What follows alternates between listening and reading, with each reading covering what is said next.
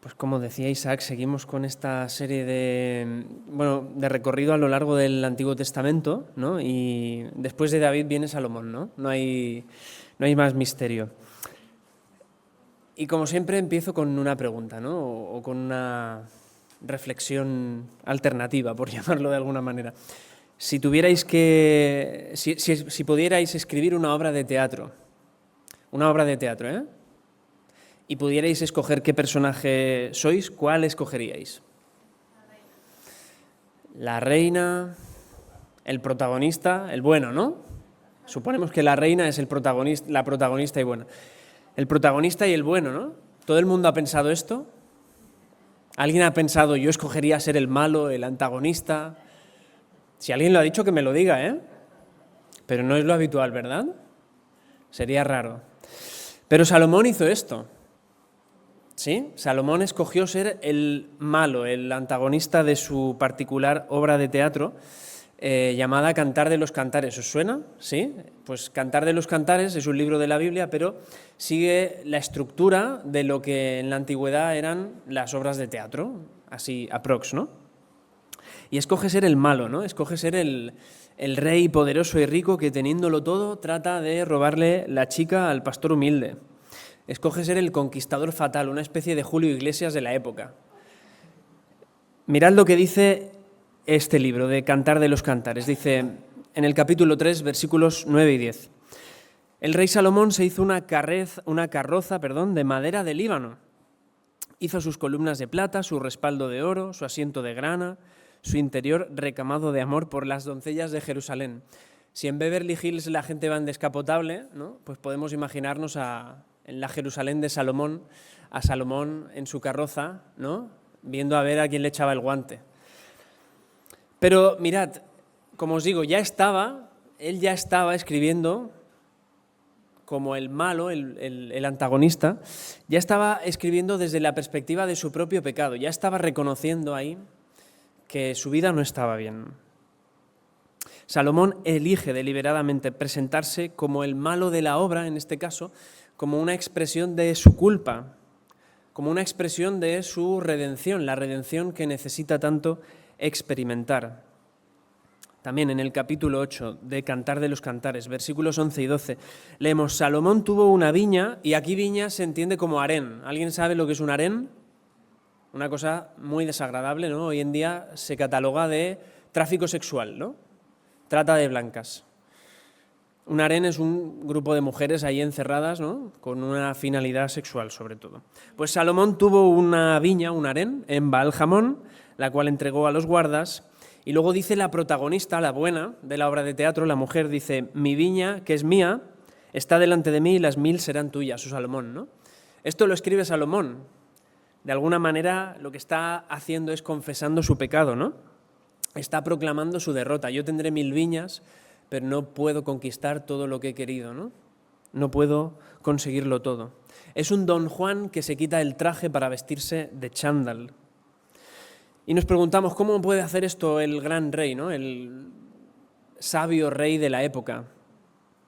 Pues mirad, en la vida de Salomón vamos a ver 3 grandes etapas que van a ser los 3 puntos de la predicación en esta mañana y que reflejan de una forma muy realista lo que es nuestra relación con Dios, lo que es nuestro caminar con Dios a lo largo de la vida, ¿no?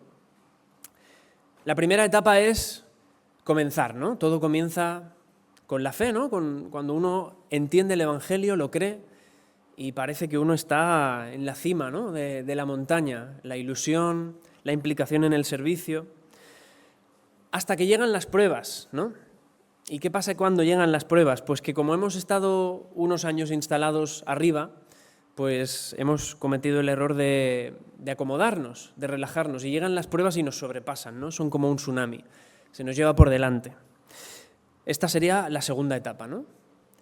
Pero a pesar de todo esto, hay una tercera etapa, y es que Dios es un Dios de restauración.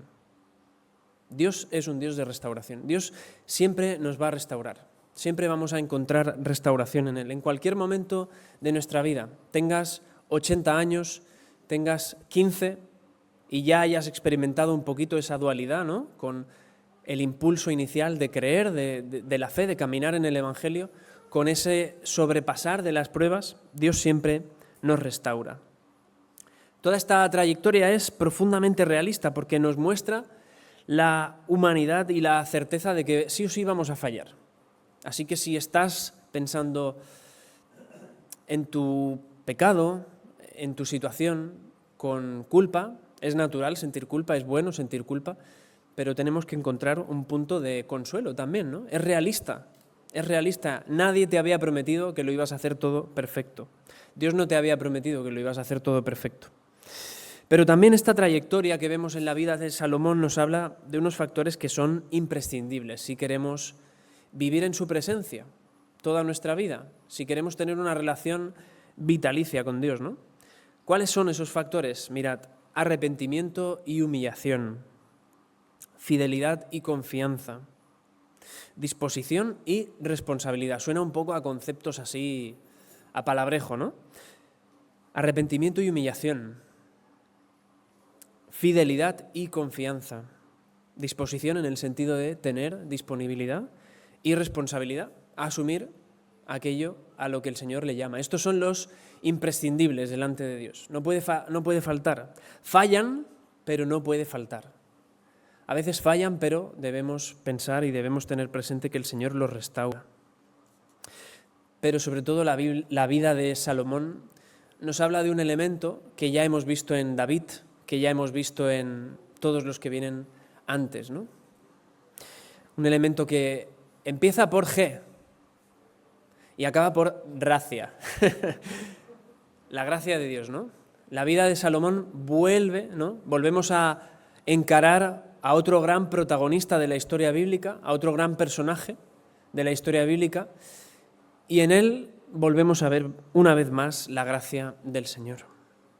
Nos recuerda aquella idea de que Dios obra su salvación en la historia de la humanidad utilizando a hombres y a mujeres imperfectos. Así es como Dios realiza su salvación a lo largo de la humanidad, ¿no? Es como va mostrando su plan de redención a través de hombres y mujeres imperfectos, pero también a través de sus situaciones imperfectas, porque estos hombres y mujeres viven situaciones imperfectas. Pues ahí es donde el Señor obra su gracia para traer esa salvación. ¿Y cómo lo hace? Pues confrontándonos de pecado, pero también dándonos vida por medio del arrepentimiento, ¿no? ¿Cuál es el resultado de todo este proceso? Porque son procesos, ¿no? Los procesos cuestan, ¿verdad? Pero la vida es un proceso, ¿no? El resultado de todo esto es que somos restaurados, somos capacitados, somos constituidos con ese propósito vital general de adorar al Señor, ¿no? Si el ser humano ha sido creado para poder adorar al Señor y por su propio pie, por su propia naturaleza no puede hacerlo, cuando experimentamos esa restauración en arrepentimiento, entonces sí que podemos hacerlo. Somos ya capacitados para poder adorar a Dios. Y esto es Salomón, alguien que, como vamos a ver, nace en la cima de la montaña, pero experimenta el valle y experimenta también la restauración de Dios. Y esto somos tú y yo, ¿verdad? ¿Quién puede decir, no, yo no he experimentado, mi vida ha sido toda una línea recta, perfecta? Esto es Salomón, esto somos tú y yo, y esto puedes ser tú también, si crees en el Evangelio. Tú también puedes comprender lo maravilloso que es el Evangelio, ese tesoro, esa perla que llega a la vida de uno, ¿no? Pero también conocer a Dios en el valle, conocer a Dios en el dolor, en el sufrimiento, y sobre todo, y lo más especial, ¿no? Conocer su restauración. Así que empezamos con la primera etapa, ¿no? La primera etapa hemos dicho que es arriba, ¿no? Y me gusta ponerle nombres o títulos así campechanos a las cosas, ¿no? Así que el primer punto es tocar techo, ¿no? Cuando uno toca techo. ¿Alguna vez os han dicho, yo es que he tocado techo, ¿no? ¿A qué hace referencia la expresión? He alcanzado lo que podía alcanzar en esta vida, ¿no? Luego vamos a hablar de esto, ¿eh? Salomón toca techo. Esta es la primera parte de la predicación. ¿Por qué? Bueno, en realidad no es que toque techo, es que nace tocando techo, ¿no? Hay niños que nacen con un bajo sería muy grande, con un pan debajo del brazo, ¿no? Pues Salomón nace con una empresa, con una panificadora debajo del brazo. Lo tenía todo para vivir la historia perfecta, ¿no? Es la vida, curiosamente, él nace con esa vida del protagonista de la película o de la obra de teatro al que todo le sonríe, ¿no? Ese protagonista que te da rabia, que dices, jolín, alguna cosita mala te podría pasar, ¿no? Es que eres guapo, lo tienes todo, ¿no?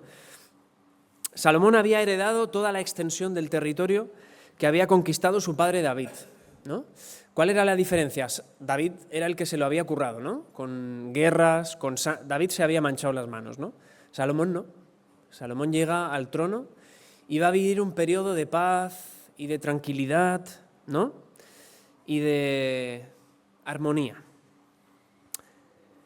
Salomón contaba con el favor del Señor. Mirad lo que dice Primera de Crónicas, capítulo 29, versículo 25, ¿vale?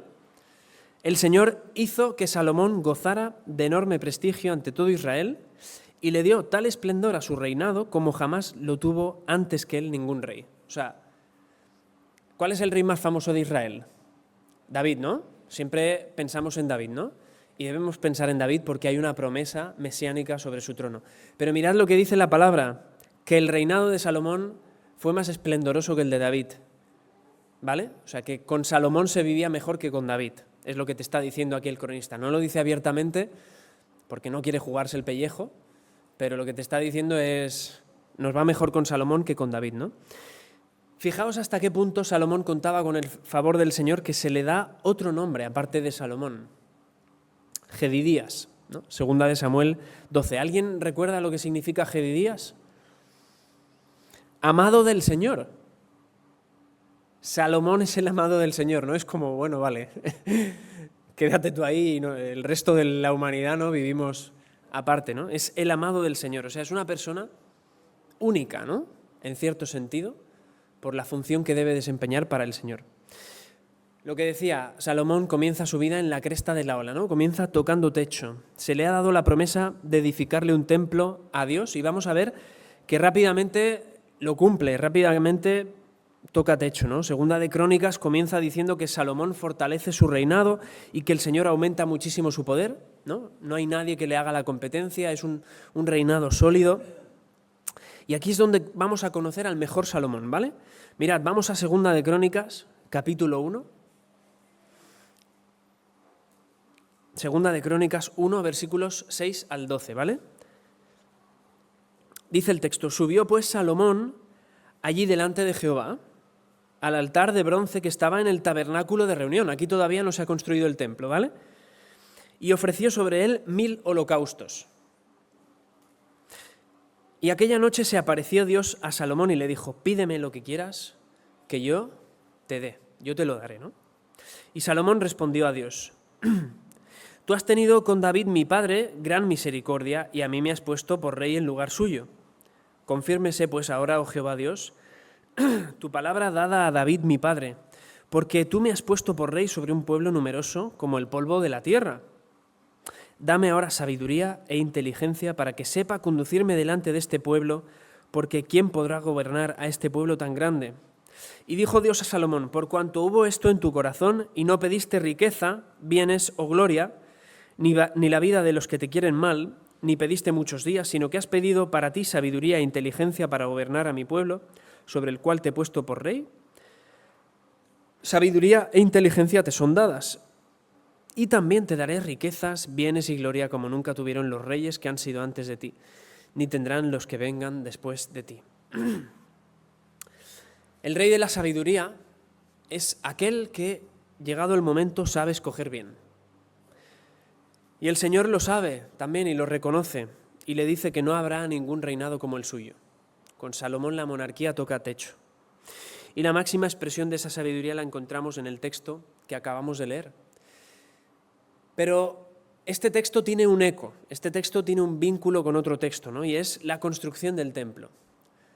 Momentos antes de recibir esta sabiduría que viene de lo alto, ¿no? Como dice Santiago, Salomón se encuentra en el tabernáculo. Y en segunda, un poquito más adelante, segunda de Crónicas 3, ya vemos cómo Salomón empieza a construir el templo, ¿no? Versículo 1, comenzó Salomón a edificar la casa de Jehová en Jerusalén, en el monte Moria, que había sido mostrado a David su padre, en el lugar que David había preparado en la era de Ornán el Jebuseo. Para que nos hagamos una idea, construir el templo en aquella época era como construir en nuestro tiempo la Torre Eiffel, el Empire State, una obra, ¿no?, única. Pero además tenía un factor añadido, no simplemente era una obra arquitectónica, sino que tenía un elemento especial a nivel de la relación del pueblo con Dios, ¿vale? Lo vamos a ver. Segunda de Crónicas 7, 11. Dice, terminó pues Salomón la casa de Jehová. En esos capítulos se describe toda la construcción del templo, ¿no? Y al final, segunda de Crónicas 7, 11, terminó pues Salomón la casa de Jehová y la casa del rey, la suya también. Normalmente un palacio de un rey iba pareado al templo, ¿no? O estaban al lado, eran vecinos. Dice, y en todo lo que Salomón se propuso hacer en la casa de Jehová y en su propia casa fue prosperado. Primera cuestión interesante, ¿no? Vemos un vínculo entre la sabiduría que proviene de Dios y la obediencia a la palabra de Dios, ¿sí?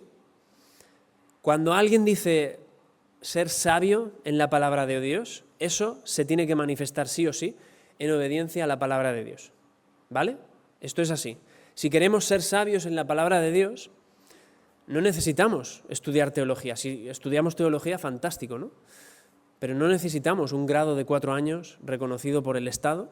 Necesitamos obedecer la palabra de Dios. Necesitamos que en aquello en lo que el Señor nos dice esto o esto otro, obedezcamos. En eso mostramos principalmente la sabiduría, ¿no?, en la obediencia. Y mirad lo que dice el texto, que Salomón fue prosperado, ¿no? Y esto no es prosperado a nivel económico, como interpretan algunos muy erróneamente, sino prosperado en el sentido de que alcanzó aquello que el Señor le había dado para hacer. A veces en la vida luchamos con esto, ¿no? En la vida creyente luchamos con qué quiere el Señor para mí, ¿no? ¿Qué quiere que yo haga el Señor? Cuando eres jovencito, ¿no? Jóvenes de la sala, muchas veces pensamos, bueno, es que tengo 16 años, yo no sé qué quiere Dios para mi vida, ¿no? O qué va a querer. No te preocupes. Va a llegar un momento en el que lo sepas. Y ahí, obediencia, ¿no? Eso prosperará, eso hará que todo esta sed de servicio, este anhelo de servicio que tenéis por el Señor, pues llegue a buen puerto. Salomón mostró buena actitud y obedeció, ¿no? Pero además de pedir sabiduría, vemos a un Salomón al que no le pasa nada, no se le caen los anillos por humillarse delante de Dios, ¿no? Cuando está acabando el templo, cuando está presentando el templo al Señor, segunda de Crónicas 6:39, Salomón dedica el templo al Señor y ora. Y mirad cómo acaba su oración. Dice, cuando este pueblo peque, porque el templo iba a servir de escenario, ¿no?, para ese encuentro entre Dios y el pueblo. Dice Salomón, le pide a Dios lo siguiente, dice, cuando este pueblo peque contra ti, escucha tú desde los cielos, desde el lugar de tu morada, su oración y su ruego, y ampara su causa y perdona a tu pueblo que pecó contra ti. De alguna forma Salomón está anticipando un poquito lo que va a vivir él, ¿no? Pero ¿qué estamos viendo aquí? Arrepentimiento y humillación. Cuando pequemos, Señor, perdónanos, ¿no? Y esto también debe ser algo presente en la Iglesia, algo constante, porque la Iglesia somos tremendamente imperfectos, ¿no? Un grupo de seres humanos muy distintos los unos de los otros, pues van a haber cosas que no sean agradables a Dios. Y siempre, siempre debemos decir, Señor, escucha tú desde los cielos y perdónanos. Siempre debemos estar predispuestos a humillarnos y a decir, perdónanos. Salomón estuvo predispuesto a humillarse delante del Dios Santo, pero también estuvo predispuesto a obedecer, a cumplir con esa promesa que el Señor había dado de edificar un templo. Aquí estamos viendo al mejor Salomón. Aquí Salomón toca techo. Y antes os he hablado de esta expresión, de tocar techo, ¿no? En una ocasión hablaba con un joven creyente, debía tener mi edad más o menos, un año arriba, un año abajo, y me decía, he tocado techo, refiriéndose a su carrera laboral, no a su servicio al Señor, no a su vida con Dios, ¿no? He tocado techo. Y estuve tiempo pensando en aquel momento, ¿no? Porque pensaba, ¿cómo puede una persona de 30 y... Yo ahora tengo 33, esto debió ser hace 4 o 5 años, ¿no? ¿Cómo puede una persona tan joven decir que ha tocado techo? Cuando toca techo, uno, ¿qué más se puede esperar después, no? ¿Qué hay después del techo? Nada, ¿no? Cuando siendo tan jóvenes y no tan jóvenes, cuando en nuestra relación con Dios llegamos a pensar en algún momento, hemos tocado techo, he llegado a donde tenía que llegar, cuidado, porque luego va a venir el segundo punto de la predicación y es tocar fondo, ¿no? También otra expresión muy común, ¿no? He tocado fondo. Cuando se toca techo, cuando pensamos que ya no podemos crecer ni experimentar más crecimiento en el Señor, luego viene el suelo, el fondo, vienen los problemas, ¿no? Pero antes de pasar a este segundo punto, dejadme explicaros la parte práctica de este primer punto, ¿no? De este tocar techo. Nosotros como iglesia en Santa Coloma, en Libertad, no estamos llamados a edificar el templo del Señor, la casa del Señor, ¿no? Aunque recientemente hemos cambiado, ¿no?, de local. Pero ¿qué simbolizaba el templo, no? Visteis ya la parte del tabernáculo, ¿no? ¿Qué simbolizaban el tabernáculo, el templo en el Antiguo Testamento? ¿Alguien se acuerda? Era un símbolo de que Dios estaba presente, ¿no? Simbolizaban la presencia de Dios y era también el espacio que el Señor concedía al pueblo para relacionarse con Él, ¿no? Para adorar a un Dios santo, un pueblo que era pecaminoso, ¿no? Pues mirad, como iglesia, hoy somos ejemplo, somos testimonio de la presencia de Dios. En esta ciudad, en San Boi, en todos los lugares en los que la iglesia se reúne. Y esto es muy curioso, porque ahora mismo pueden haber 2 o 3 cristianos escondidos en el sótano de una casa, a oscuras o con una vela, por temor, ¿no? Y un temor lógico a lo que el gobierno de su país le puede hacer.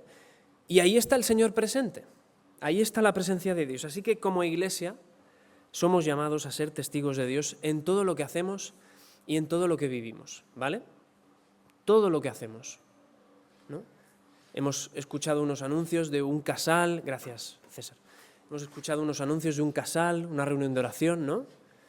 En todo, somos llamados a vivir como si la presencia del Señor estuviera con nosotros, porque lo está, lo está. Así que nuestra actitud es muy importante, ¿no?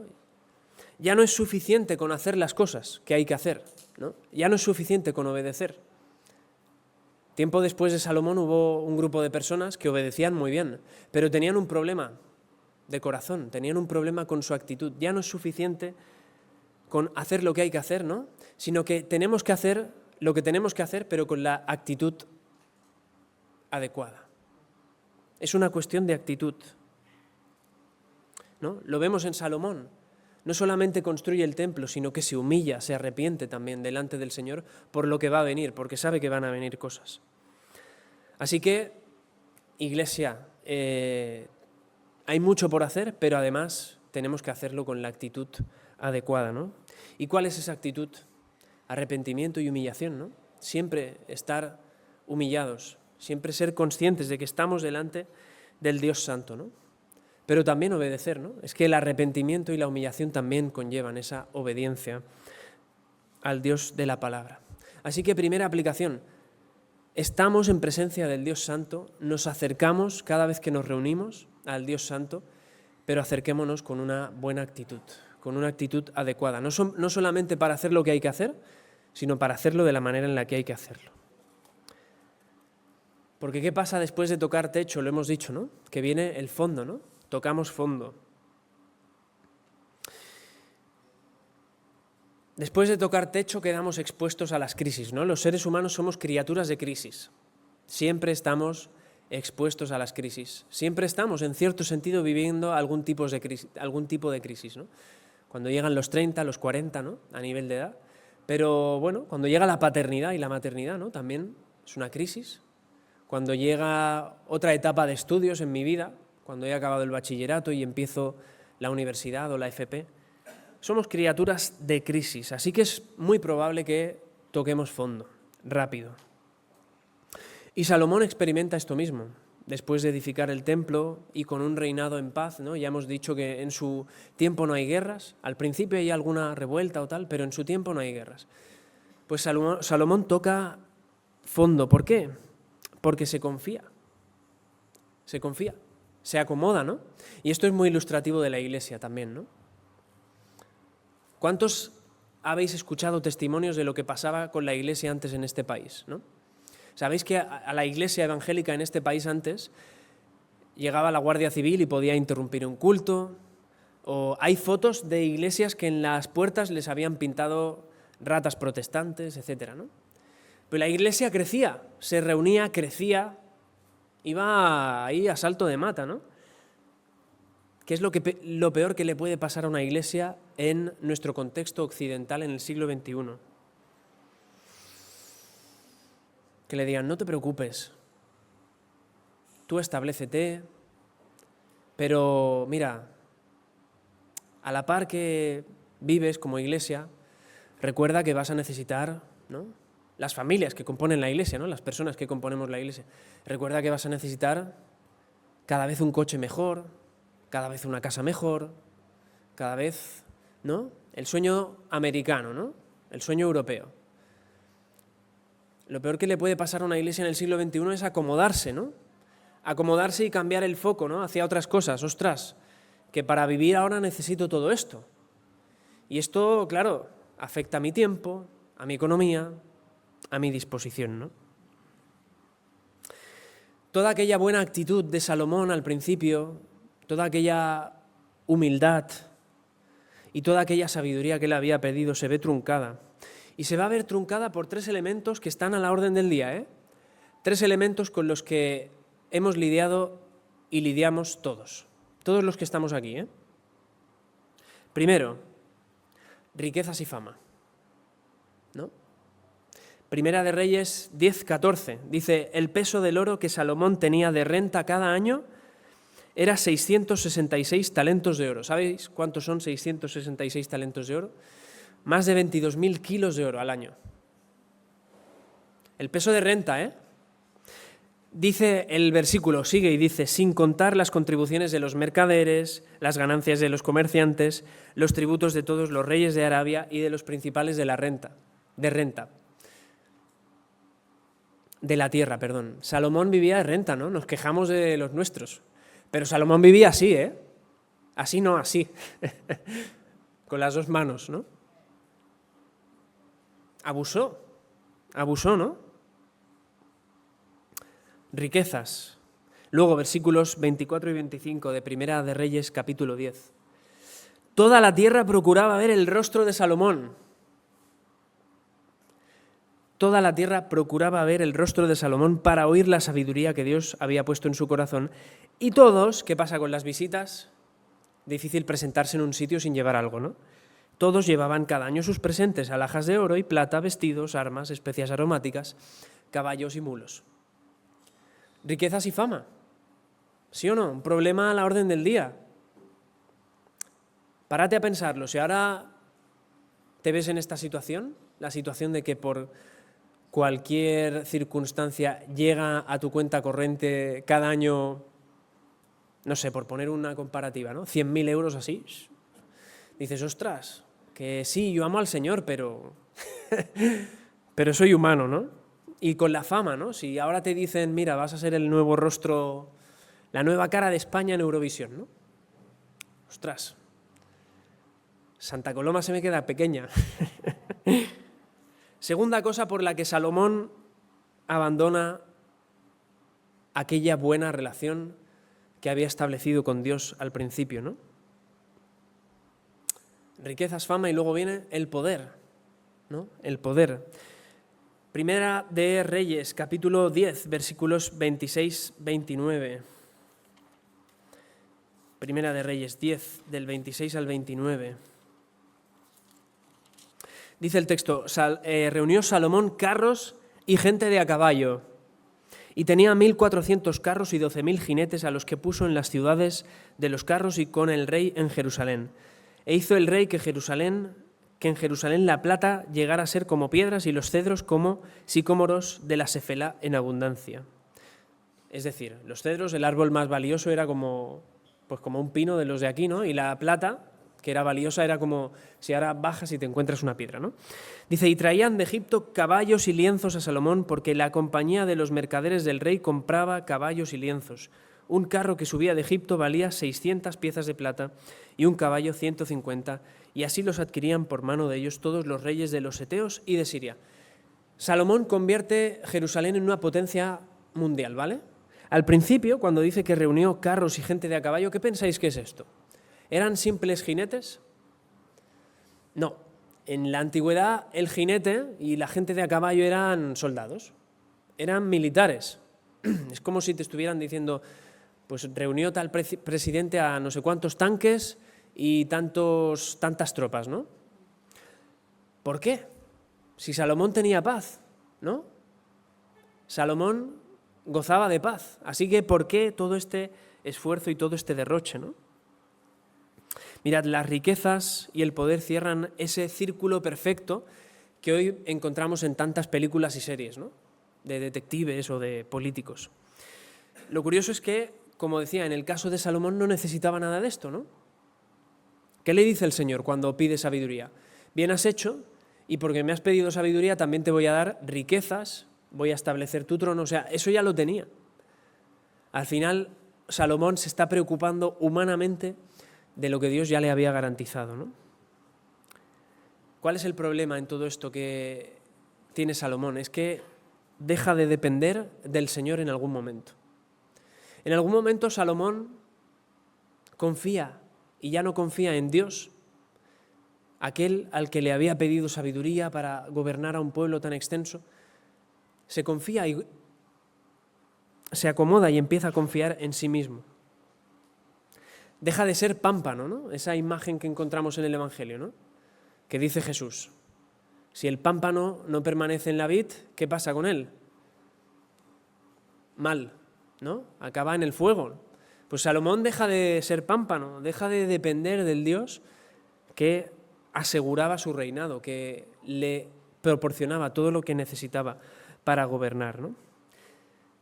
Salomón abandona la sabiduría que proviene de Dios por su propia sabiduría. ¿Y cuál es nuestra sabiduría? ¿Cuál es la sabiduría de lo humano?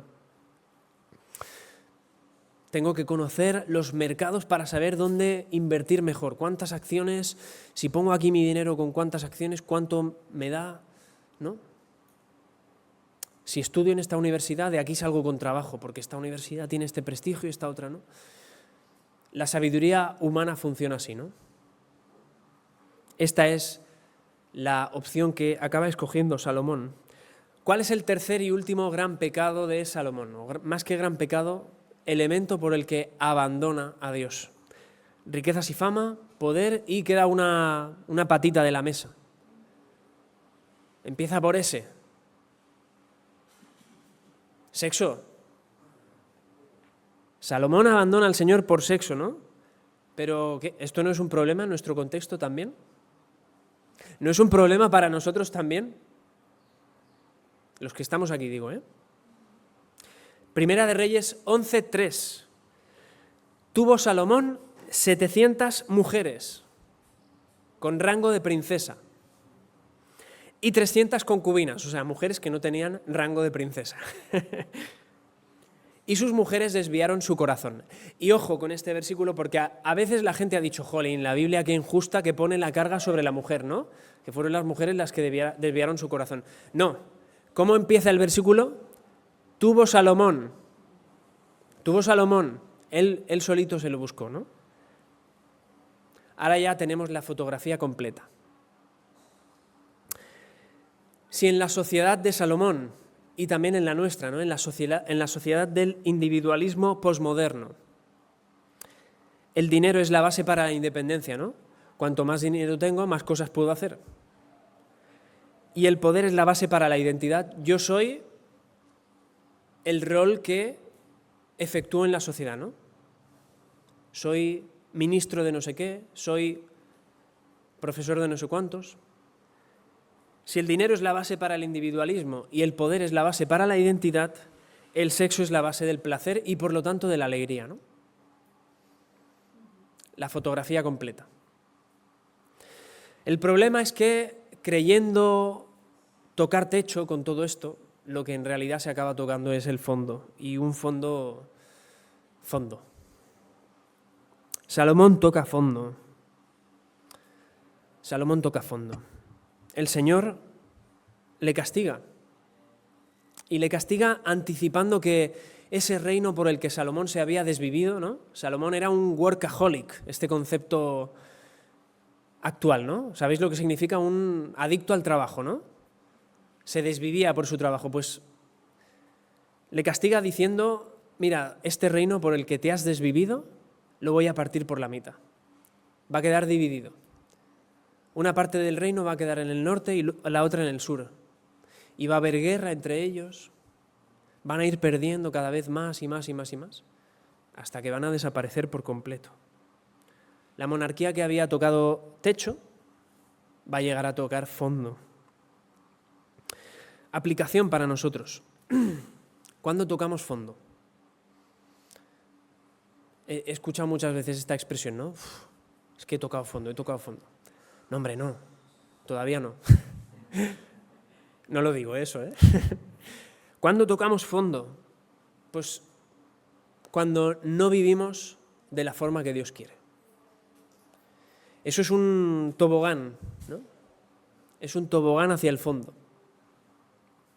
Cuando hacemos lo que no le gusta a Dios y cuando dejamos de lado nuestra conciencia de depender de Él, ¿no? Al final esto va ligado, ¿no? Si antes veíamos ese vínculo entre sabiduría y obediencia a la palabra de Dios, vemos también un vínculo entre dejar de depender de Dios y hacer lo que no le gusta a Dios. ¿Sí? Si dejamos de depender de Dios, si dejamos de buscar a Dios de una forma sincera, renovada en nuestra vida cada día, vamos a hacer lo que no le gusta a Dios. Vamos a vivir la vida que Dios no quiere que vivamos. La base de todo el pecado no es una cuestión simplemente de hacer, ¿no? El pecado no es simplemente lo que hacemos, el pecado es una cuestión de corazón. ¿Y a qué nos referimos con corazón, ¿no? Los cristianos.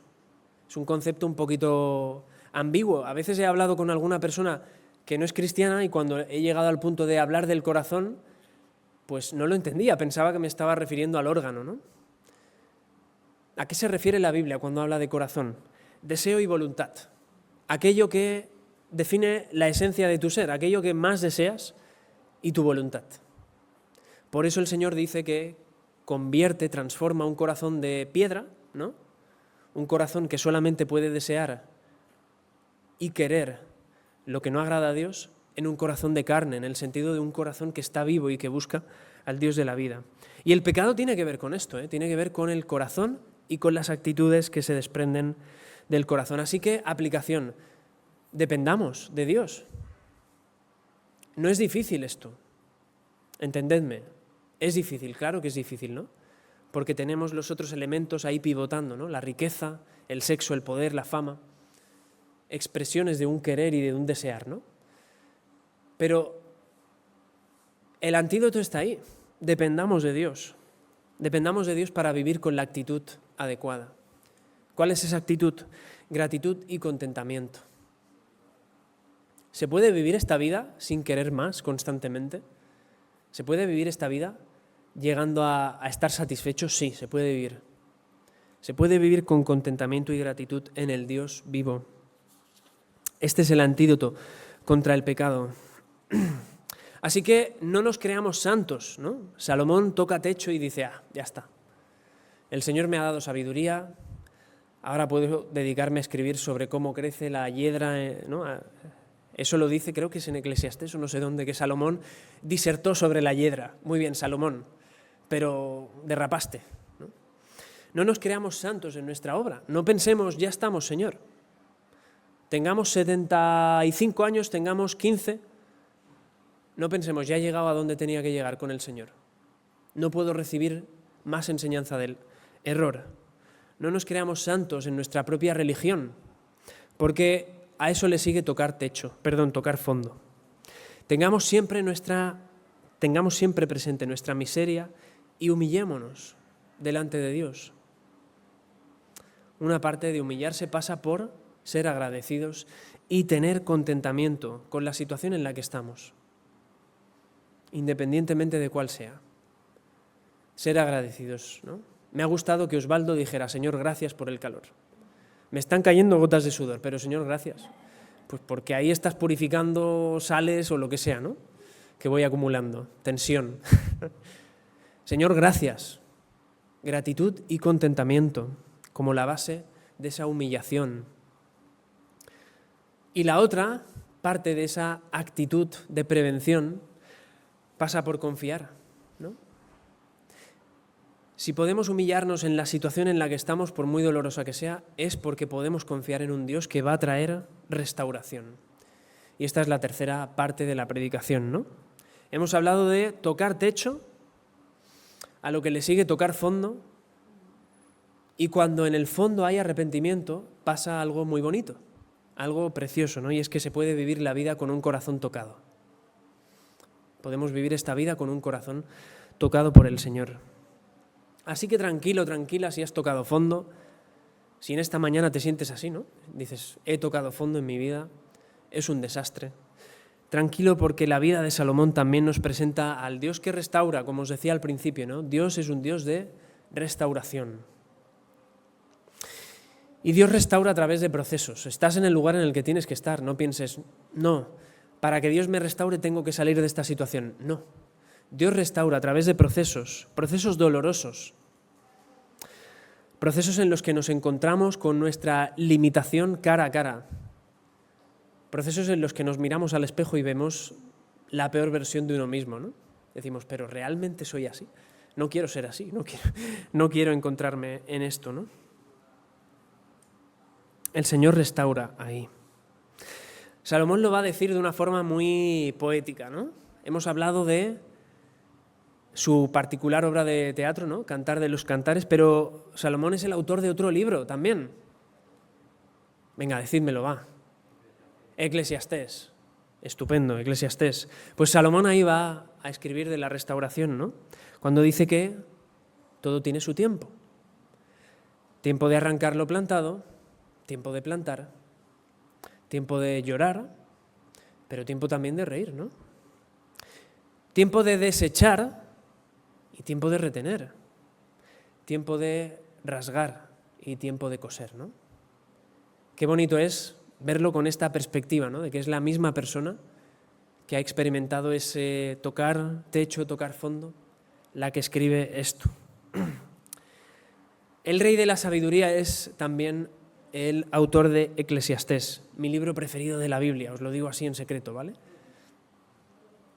Y aquí lo vamos a ver de nuevo en su faceta de predicador, ¿no? De hecho, Eclesiastés, el concepto hebreo significa eso, ¿no? Kohelet, pues es el predicador. Pero aquí va a ser un predicador diferente al que habíamos visto antes, ¿no?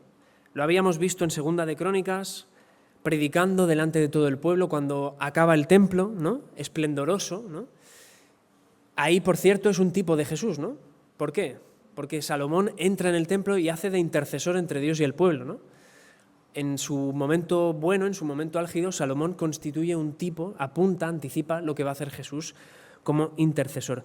Pero también vamos a ver un tipo de Jesús, en cierto sentido, en el momento más frágil de Salomón, ¿no? En Eclesiastés vemos al Salomón débil, al Salomón frágil, ¿no? Es un rey venido a menos, ¿no?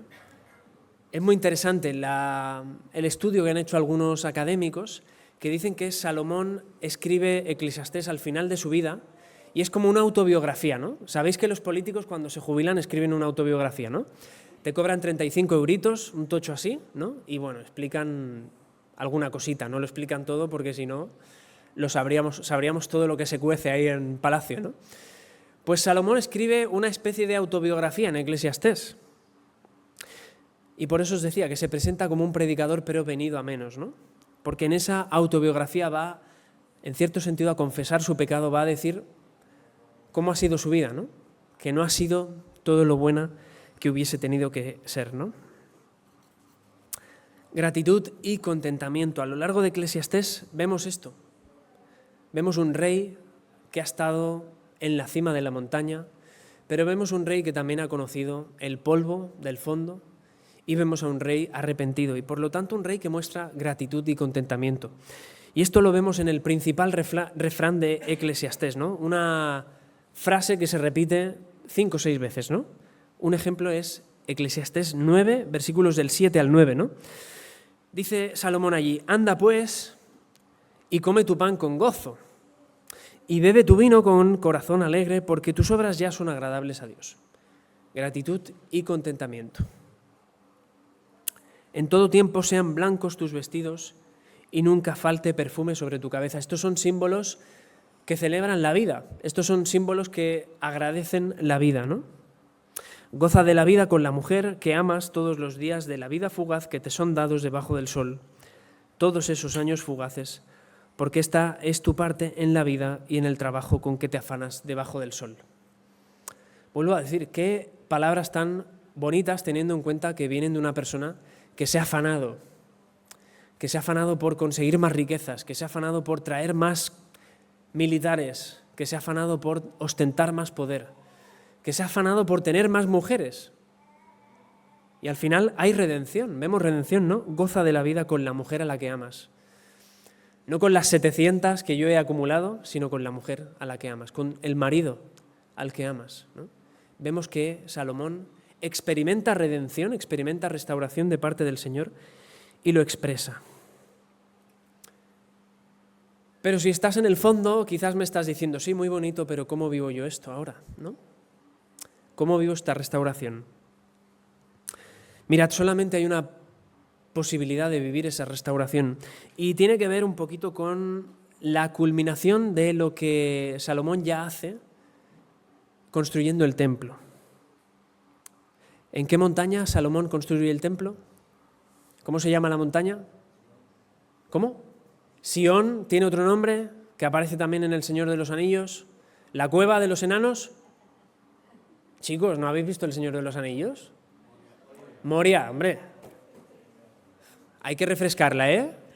Esta tarde no, que hay bautismos, pero mañana tenéis deberes. Moria, ¿no? Salomón edifica el templo del Señor en Moria. Antes de Salomón viene uno de los primeros personajes de la Biblia, ¿no? Que empieza por A. Abraham. ¿A qué monte sube Abraham con su hijo Isaac para sacrificarle? A Moria. Estupendo, ¿no? ¡Ostras! Vemos aquí la narrativa bíblica, ¿no? Cómo nos va llevando. En Moria, Abraham muestra fe. Y una fe que el Señor le bendice, ¿no? Pero Abraham no ve la totalidad de la bendición de su fe, ve una parte solo. Cuando Salomón edifica el templo allí, vemos otra parte de la bendición, de la salvación que el Señor está obrando, ¿no?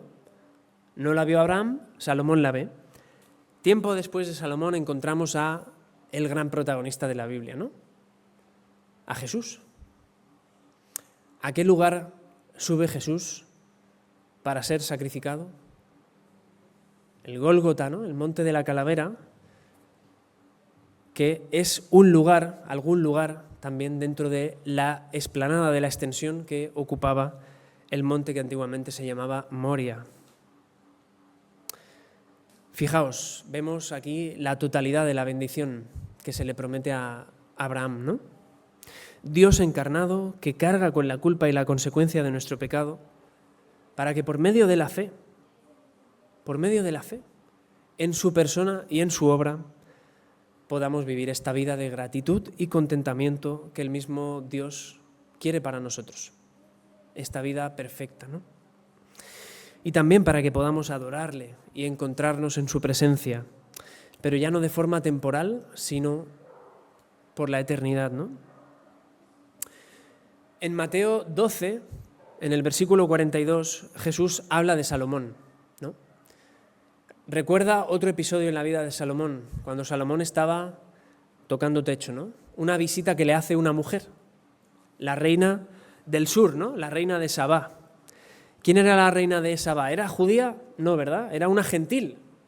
Los gentiles no es que fuesen, en el contexto de la Biblia, personas muy amables, eran personas que no pertenecían al pueblo judío, o sea, tú y yo, ¿no? Igual tienes algún antepasado, ¿no? Alguna gotita de sangre judía en tu sangre, pero no eres judío, eres gentil.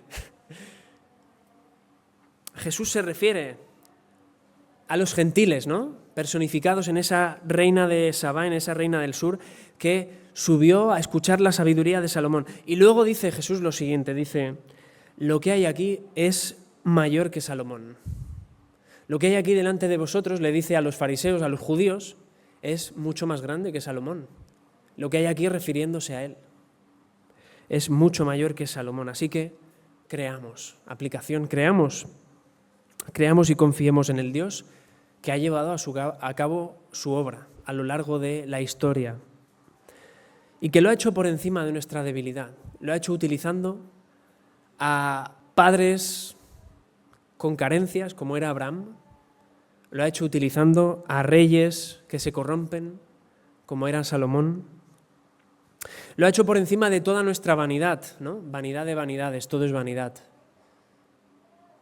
El Señor ha llevado a cabo su salvación, así que creamos y confiemos en este Dios tan grande. Conclusión.